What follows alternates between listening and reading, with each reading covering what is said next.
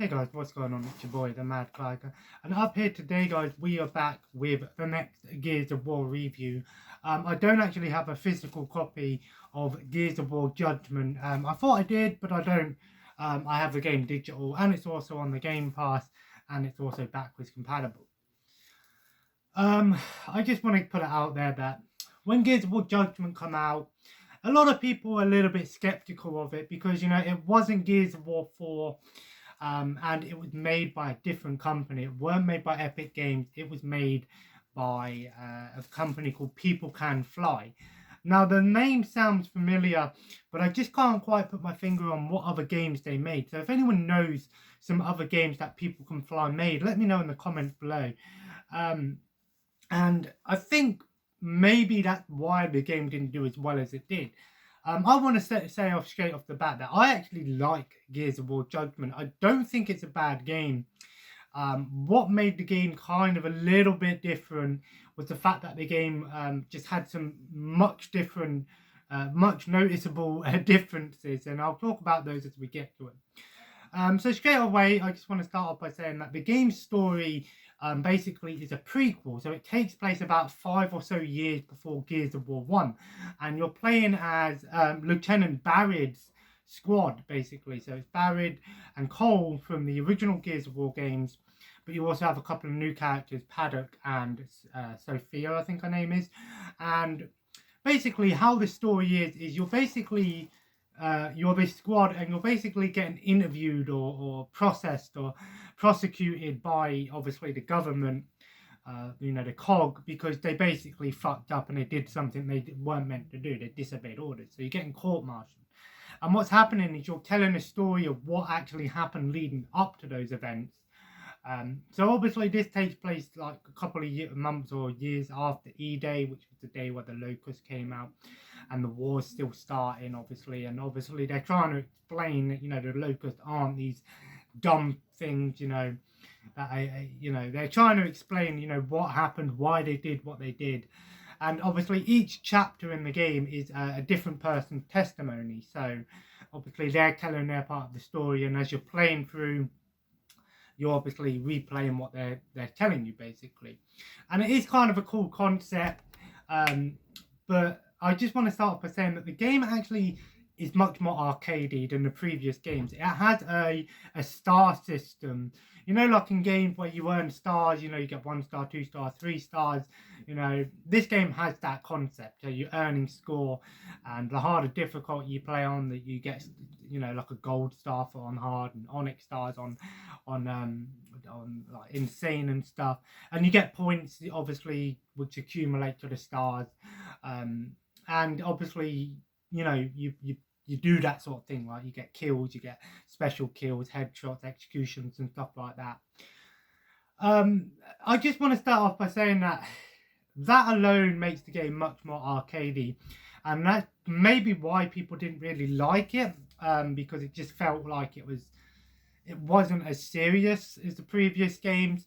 I personally don't care about this star system. It is a little bit monotonous that at the end of each chapter you have to sit there and see who got the highest score and blah blah blah, but it's not that bad, to be honest. You kind of get through it. You kind of get used to it when you play the game, and it is different than the previous games. It is a much more grounded game, I will say. There are parts in the game where it's kind of split into 3 parts, really. You have your basic parts where you're trying to get through. There's no vehicle sections or any things like that, like in the previous game, like when you ride on the broom arc or the Reavers. That's none of it in the game. It's gone back to the boots on the ground section. There are also parts in the game where you have to sort of do like a hold off point, like a mini horde mode where you have to survive a couple of waves of enemies, and I kind of like that they integrated that into the game.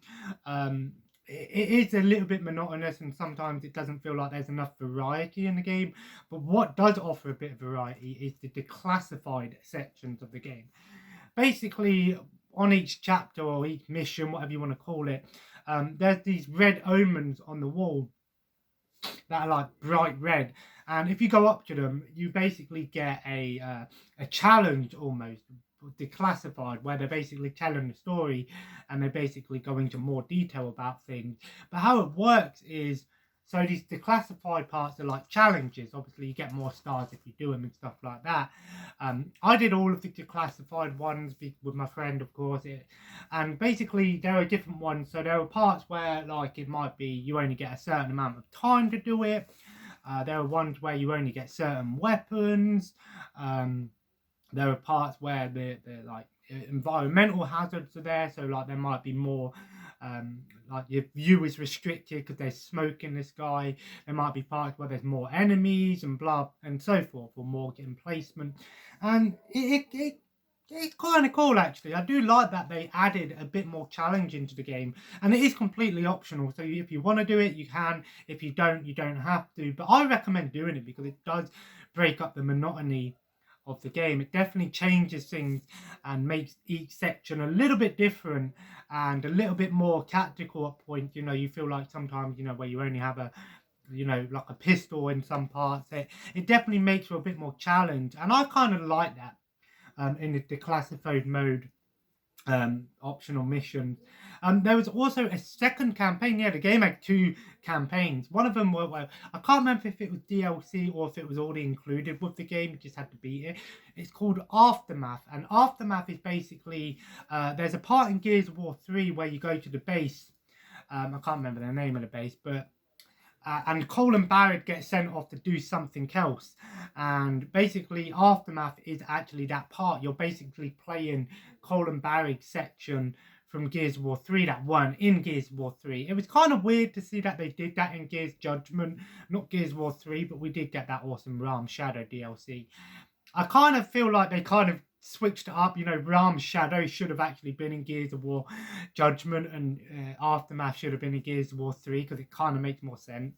You know, because Ram's Shadow takes place before Gears of War 1 and Aftermath takes place during Gears of War 3. It's kind of weird that they did that.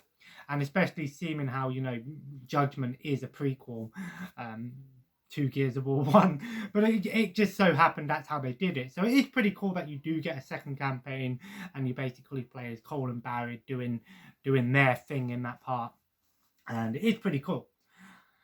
And now remember how we said in Gears of War 3 it had a really awesome multiplayer. You had Beast Mode and you had Horde Mode.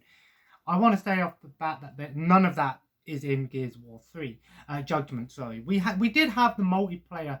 But what kind of made the multiplayer a little bit weird is there was no locust. You could only play as COG characters. But what was kind of cool is each character in the game, you either unlock them or buy them or whatever it was. There was a lot of cool customizable skins for weapons and stuff. Some of them were unlockable, some of them were paid DLC, which is obvious. You know, this is where the game sort of went away from the unlockable characters, in my opinion, and most of the stuff was DLC. But each character has different skins within the skin, so it's kind of cool. You get some really cool ones, like, you know, like a snow skin or like a skeleton skin, and it did kind of make for a unique skin thing, and it kind of went into this whole paid DLC, you know, thing. It definitely made the game known for its paid DLC because obviously after this, the loot box system came back into play. The game has prize boxes, not loot boxes, and I think the prize boxes, you just unlock them. You don't pay for the prize boxes. The only thing you paid for were customizable character skins and weapon skins. Of course, as is customary with the game, it added a bunch of new weapons into the game. There was like a new weapon called the Bushka, which was the like a grenade launcher. There was also the Markser rifle, which was the sort of semi-automatic sniper rifle. The Breach Shot, which was like a bolt-action rifle. And there were a bunch of new weapons in the game. And I kind of like some of these new weapons. Now, also in the game, I do want to mention that before I go back into what other modes there were in the game also added, it changed how you could change your weapon. So Gears of War series, we know you had 3 weapons. You pressed up and down on the D-pad, up for your grenades, down for your pistol, right and left for your 2 primary weapons. Gears of War Judgement, however, doesn't have that. You could only have 2 weapons at a time, and you pressed Y to switch your weapons, and I think it was LB to throw your grenade. Yeah, LB was to throw your grenade. You didn't actually select the grenade and you had to charge them up. You could just tap the button and throw the grenade, or if you held it, you know, you would get the arc. And if you held the button, then press B, you could still plant the grenades. Some people didn't like this. I didn't really care that much, to be honest. It definitely makes for a much faster paced game, and I think that's what they were going for. You know, it is still Gears of War at heart, but it was something that some people didn't really like. There's also another few things, is that some weapons in the game you could only get ammo, like rockets and stuff like that, the rocket weapons, and even the sawn-off was classed as a heavy weapon. You could only get ammo from them via like special ammo boxes called Onyx boxes. And also another thing is that, like, so another cool thing is that, well, I don't know if it's a cool thing, but remember in the previous Gears of War games, when you killed an enemy, you could pick their weapon up. In Gears of War Judgment, sometimes the enemies will drop their weapons. Sometimes they will drop little ammo boxes and you just walk over them to get ammo.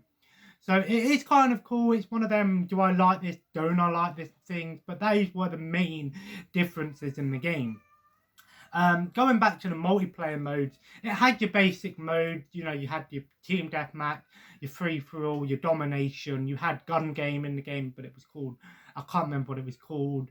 But there were no locusts in the multiplayer. It was just COG versus COG soldiers. You know, it was just playable COG characters. You know, there were no locusts. However, there is a mode with locusts as playable characters called Overrun. Now, Overrun is basically like a turn-based mode. So half of the game you play as the COG, the other half you play as the Locust. And this is the only mode with playable Locust in the game. Now, it's kind of like a mini beast mode / horde mode. When you play as this, the COG, you have to defend the E-hole and the generator. So the Locust objective is to shoot the E-hole or destroy the E-hole cover, which is obviously the E-hole is where the Locusts come out of, obviously.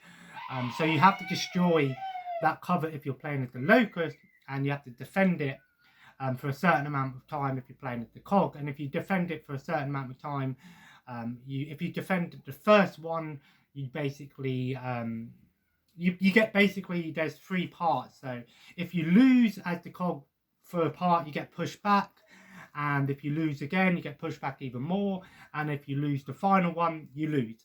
Whereas if you win, you basically push the Locust back further, or you call in a hammer strike and win that objective or that mode. And then when you play as the Locust, you've got 8 playable characters as the Locust, and this is where that beast mode come back. You've got the Kicker, the Wretch, the Grenadier, the Cantus, the Serapede, the Mauler, the Rager, which was a new enemy, and what was the last one? Can't remember what the last one was. There was a final one, but I forgot what it was. I don't know. There was 8. But what's cool is that each character in this game actually had some differences. Like, for example, the Kicker could actually do a melee attack, a dash, and de-explode. The Wretch could do a scream. The Serapede could shoot acid. The Maulers would have the spinny shields from Realm Shadow, where they could deflect bullets. The Grenadier would have both a Lancer and a shotgun. And I think another cool one was the Rager, and the Rager was a new enemy in this game, which basically they have breach shots, which are like bolt action rifles, and they could basically go rage mode and turn them into like mini berserkers. So yeah, it was a pretty fun mode. Overrun is a really cool mode. It is kind of a shame that's the only mode with playable Locust. Oh, and the Cantus had the classic hammerburst instead of the Gorgon pistol, which I thought was weird. So yeah, the classic hammerburst, you know, the burst fire hammerburst, not the single shot fire hammerburst. But yeah, that was a really cool mode. And there was no horde mode. What we got was survival mode. Survival mode was a 10 wave mode. It was basically like Overrun, where you had to defend the E-hole. But how it worked is instead of each character, you had 4 classes. You had the engineer class, which was Barrett, who would have a shotgun and a repair tool, because each section would have like a bunch of like, you know, emplacement. Not, you couldn't put down like, you know, like defenses. They were already there on that map. You just had to repair them. His special ability was the sentry turret. He could place a little sentry turret. There was also the soldier, which was Cole. He would have, I think he had the Lancer and the Bushka, which was a new rocket launcher. And his ability was the ammo box. He could throw down ammo. There was Paddock, who was the scout. He would have the Markser rifle and snub pistol. And his special ability was like a spot grenade, so it spot enemies. You know, like kind of like, you know, Hanzo from fucking Overwatch. And then there's also the Sophia character, who was the medic, who would have a Lancer and a sawn-off shotgun, and her grenade was a health grenade, which could revive down teammates or heal teammates. So I kind of like survival mode. It is a much faster version of Horde, but I still prefer the long, drawn-out mode of Horde. Overall, I feel like Gears of War Judgment was a much faster paced game, and you can definitely see that in the multiplayer as well. It was a much more arcadey game. I say arcadey very loosely, and it is a much faster paced game. I just feel like it didn't have as much long run modes, you know, kind of like, you know, Gears of War 3 had that Horde mode, and, you know, there were 50 waves, so, you know, whereas it seemed like a much quicker game in general, and obviously with those small changes with the weapons and the grenades and stuff like that, it makes for a much faster game. I personally like Gears of War Judgment, but I wouldn't say it's my favourite of the series, but I wouldn't say it's a bad game. It just got bombed in the reviews. A lot of fans were a bit disappointed with how Gears of War 3 was this amazing game, and Judgment kind of took a lot of the things away from it. It changed the Gears of War series, and some of those things carried on into the later games, and you know what I'm on about, like the class system and stuff. But overall, Gears of War Judgment I actually like. It is a different game in the series, and it is a nice bit of breath of fresh air, to be honest, that they tried something a little bit different. Unfortunately, we know that didn't happen. Afterwards, they went back to the Gears of War 4 and 5. They went back to the original style and stuff like that. But I digress. Gears of War Judgment did get a lot of hate, but going back and playing it, it's not that bad of a game. It's something fun, a little bit different in the Gears of War series, and it still is a fun co-op game. I'd give it maybe a 7.5 to maybe 8 out of 10. It certainly isn't the best Gears of War game, but it certainly, I don't think there is a worse Gears of War game. They're all good games, to be honest. But it's still a fun game. I'm going to be playing some Aftermath tonight. I'm going to do the Aftermath campaign tonight, so I will be doing that.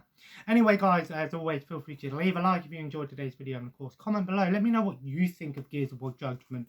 It kind of is the bastard child in the series, but I feel like it got too much hate. It wasn't really meant as a game that was meant to be Gears of War 4. It was kind of just a game that came out so people had something different to play until Gears of War 4 came out on the Xbox One. But I digress, it is what it is. And of course, subscribe if you haven't already. Thank you for all the new subscribers and commenters, all that good stuff.